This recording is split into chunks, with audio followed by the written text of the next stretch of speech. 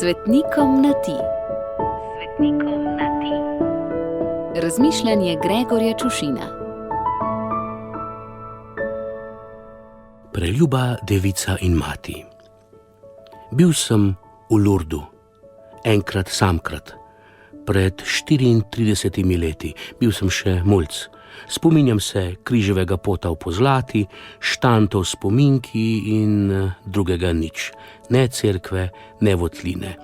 Edino še pitja vina iz kozarca za umivanje zob v mali samostanski sobici, nekaj kozarcev in kozarec preveč. Puberteta, kaj češ. Z ženo sva se napotila v Lurd v obdobju, ko sva imela dovolj denarja, da sva si to lahko privoščila, a premalo časa, da bi si to privoščila, in tako sva prišla le do Pariza. Spominjam se Louvra, cerkve srca Jezusovega, podzemne železnice in hotelske sobice.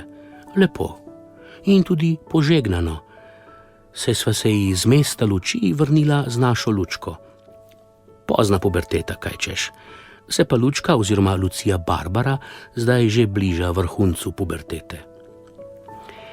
Ne rečem, da me ne vleče v Lurd, se pa hkrati tudi sprašujem, zakaj bi se podal na več kot 1500 km dolgo pot, če pa stanujem dobrih 20 km stran od Brezi.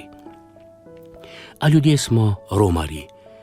Pripravljeni smo, sposobni smo in nenazadnje moramo premagati tisoče kilometrov, takih in drugačnih, ne zgolj prehojenih, predvsem premišljenih, premoljenih, da pridemo do svojega bistva.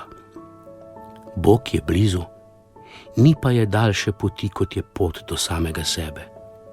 Je to Božja previdnost ali Božja duhovitost, ljuba Lurška Marija, da ti ob tvojem godu, ki je tudi svetovni dan bolnikov, pišem bolan.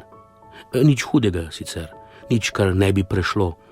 Malo hujši sezonski prehlad, ki me pripravi do tega, da se v prvi fazi zasmilim samemu sebi, v drugi in tretji fazi pa me nauči sprejetja in potrpežljivosti, četrta faza pa me pospremi pred tvojo podobo, katerokoli že, na kateremkoli kontinentu in v kateremkoli obdobju si se že pojavila.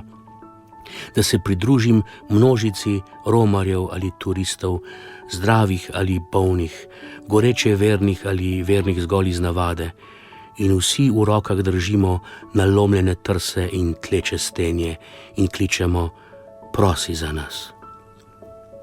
Obilo žegna za tvoj god, pa nam ga res izprosi in razli na nas. Gregor.